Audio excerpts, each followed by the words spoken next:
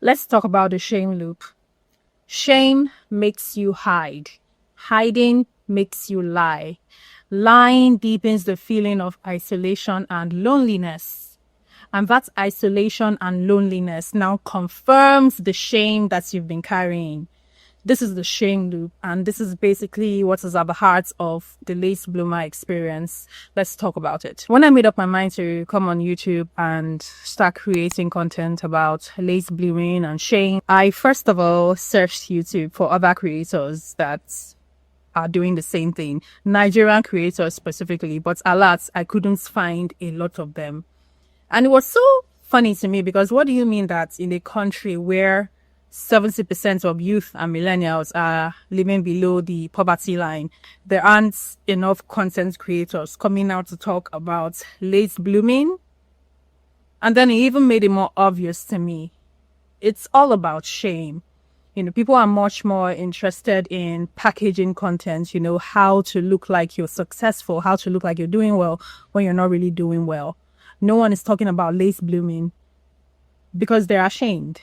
When my life went off track about 10, 12 years ago, this was when I dropped out of university. I'm going to talk about the details of my university saga in another video, but I dropped out of university 12 years ago and it threw my life off course because the natural pattern is that, okay, you graduate from uni, maybe you do your master's, and then you use your results or certificates to get a job. This was as far back as 10, 12 years ago. You know how it was now. Everybody was following that old school pattern in Nigeria, in Africa, like that's how it was. But unfortunately, I dropped out. And as I dropped out of school, I didn't know what to do in my life. Like, what am I going to do without a certificate? And guess what? I didn't tell my friends. The only people that knew that I had dropped out were my mom and my dad. And I think my aunt and my uncle. Just those four people. Basically, family. I couldn't tell my friends. I couldn't tell my acquaintances what had happened because I was ashamed of it. So guess what I started to do? I started to tell lies because you need to save face. Right? So you build a persona, you build a false self.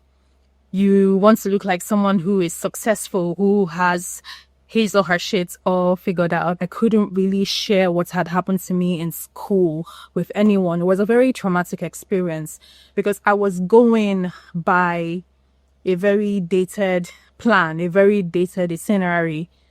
You graduate, you get a job. I didn't graduate, so how then will I get a job?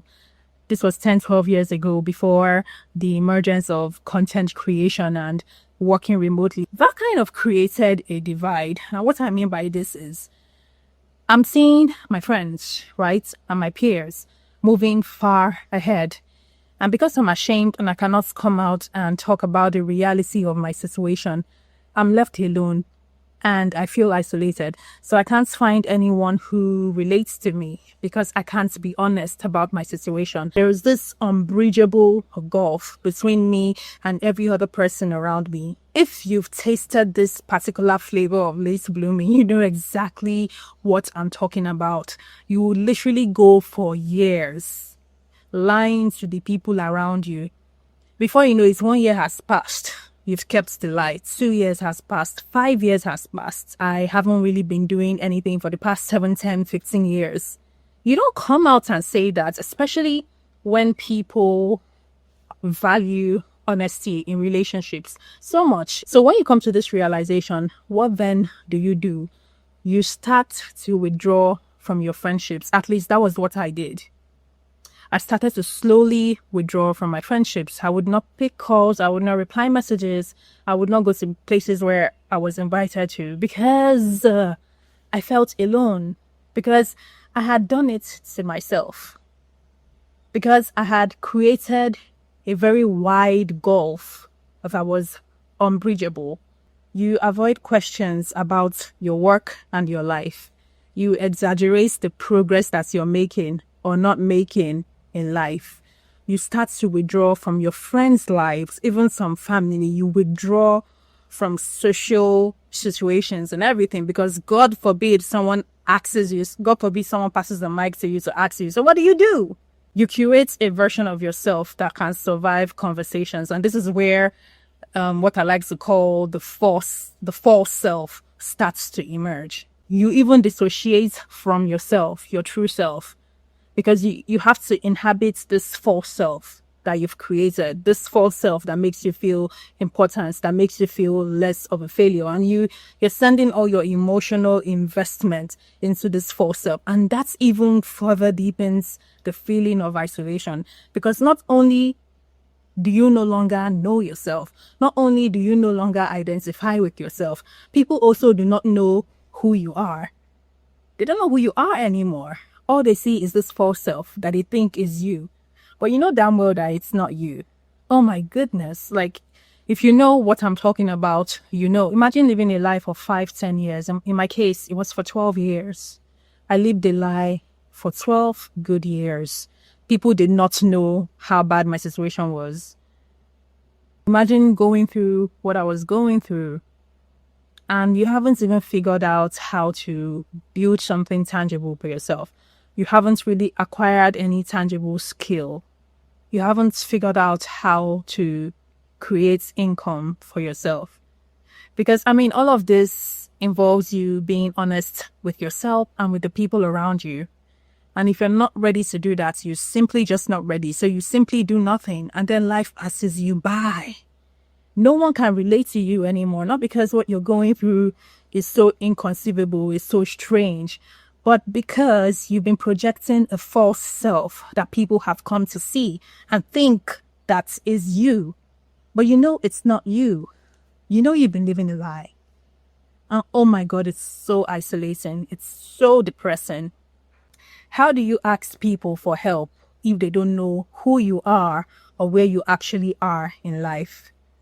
How can you be truly seen when you're performing, when all you're putting forward is the false self? This is a question I asked myself before I got to this point, and this is a question that I'm asking you right now. So you isolate yourself. It's a grand architectural design that you didn't know you were building, and before you know it, the scape is complete and you're looking at the design that you've created.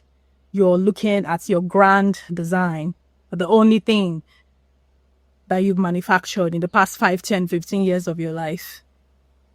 Mind you, this is not a moral failure. This is a terrible strategy that backfires on you, because the lie serves a function. The lie is self-protection. It's not vanity, right? You're not telling lies to deceive anyone or to deceive yourself, at least not intentionally. You need to protect yourself. It keeps you from being judged by others and judged by yourself too, especially since you don't yet have all the emotional and psychological framework to make sense of what is happening to you. But it also costs you future connections. It costs you connections right now. And then there's a lot of backlog of things that you need to work through to rescue yourself from that trench. The consequence of all of this for me was that I couldn't build a support system. I couldn't build and maintain friendships. I didn't get witnesses to my life because I believed there was nothing to witness. There was nothing going on. If this is something that you can relate to, I am so sorry, because I've been there. In many ways, I'm actually still there.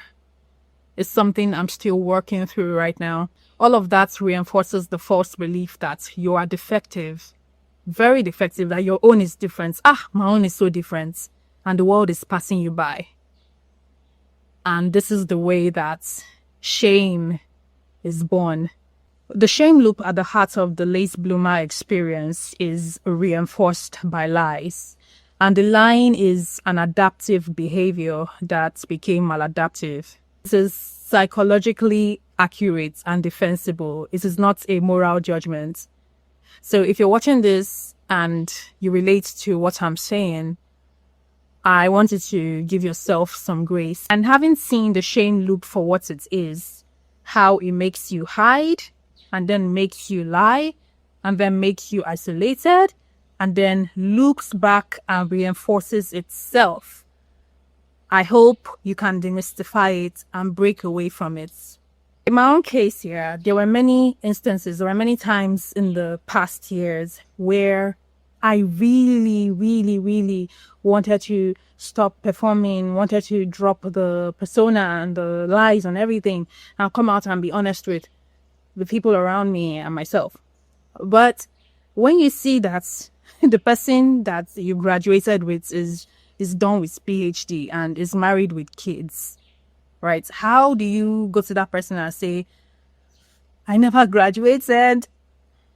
When you see your friend has already built 3 businesses, how do you come out and say, I never even developed a skill? It's like, let's be honest, like humans aren't really all that gracious to even comprehend that kind of thing. They'll probably see you as untrustworthy.